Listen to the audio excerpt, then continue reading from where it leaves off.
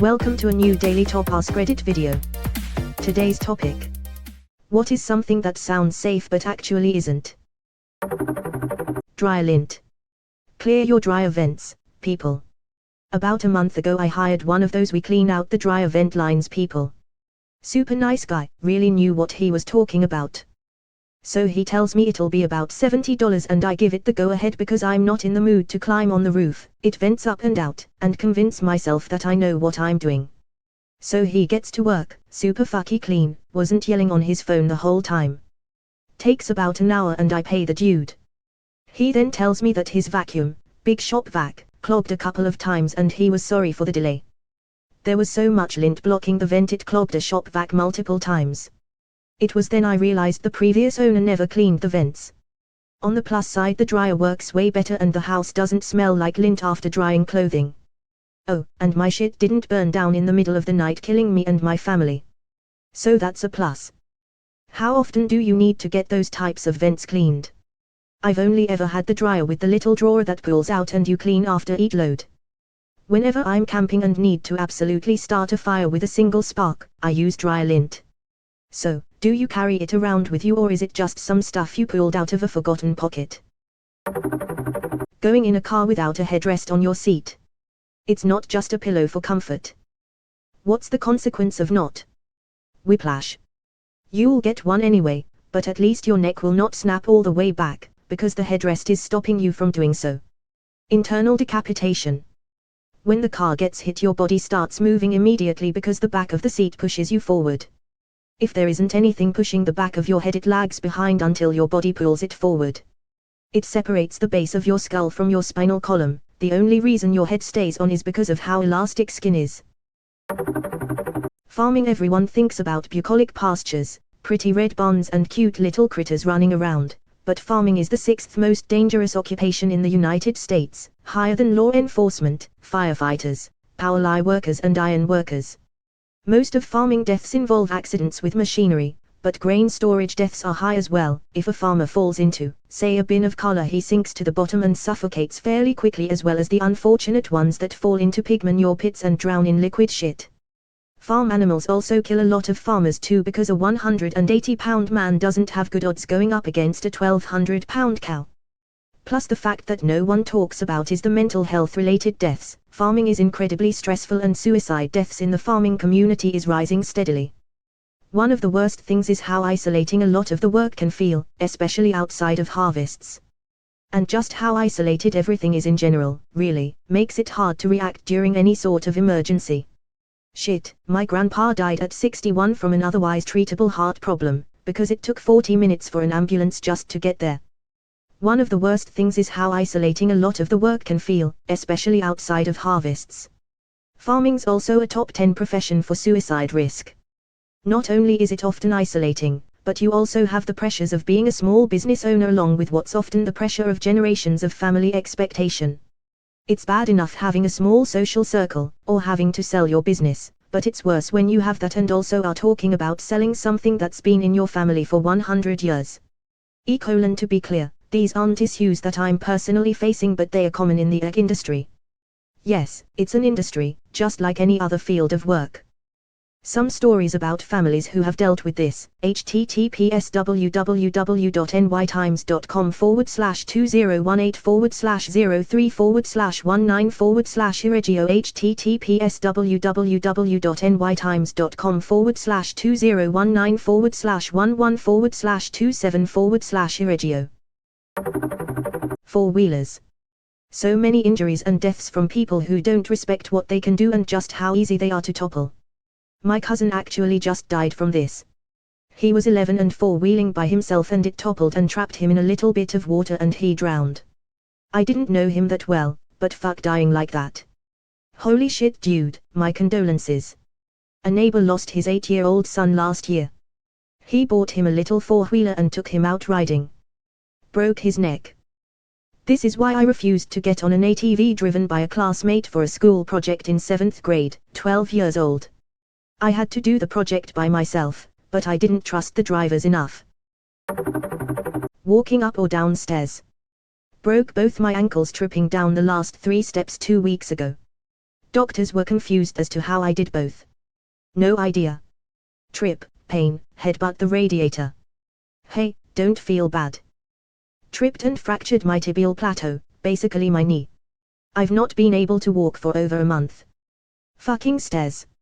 Literally every time I trip a little going down the stairs I think to myself in another dimension that was how I died. Falling downstairs is scary though. Quantum immortality is sick.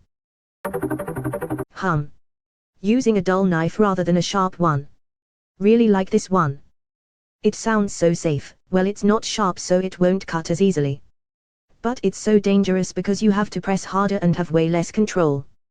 The cuts with a dull knife are also quite terrible. Half crush wound, half cut wound. Driving. Seriously. A news story near me lately shook me, even though I know it's not the first time this has happened, but a driver swerved into oncoming traffic and got into a head-on accident. There was only one guy in either car, but they both died. It makes me sick that you can do everything right while driving and easily get killed by someone else at any time. I used to have to say this to my wife while driving. She'd undo her seatbelt to sit more comfortably, or take the baby out of the car seat because he was crying. That's unsafe. Just drive more carefully. I always drive carefully, but I don't know about the other guy. It took a while, but she came around. Especially nowadays. I swear people have gotten worse since things have opened back up. I've observed this, too. My hypothesis is that they all got used to speeding and doing whatever they wanted with far fewer drivers on the road that they would endanger, and now they forgot how to slow the fuck down. Driving to work during lockdown was pure bliss.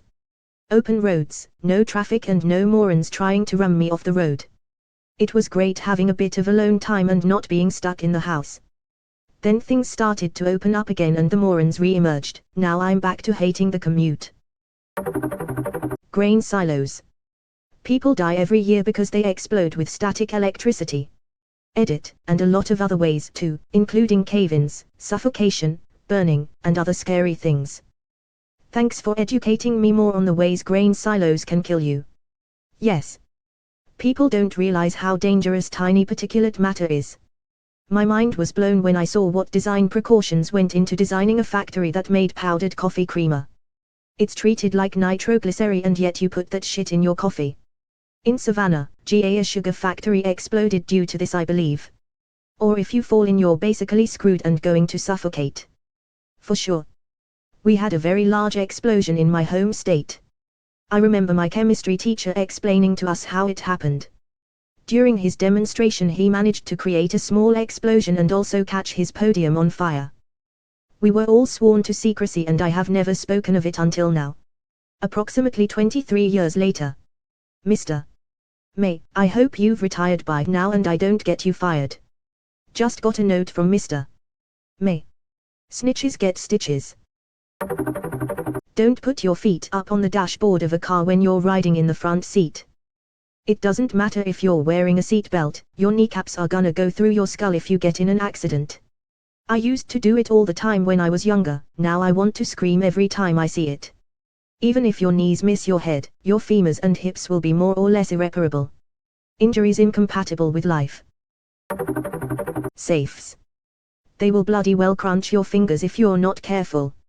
You're telling me safes isn't safe? The safe is safe, but your fingers aren't. I honestly get nervous closing the safe at work. If I slam a finger in there, it takes 2 minutes to reopen it. And that's if I have the ability to get the key and my code in there.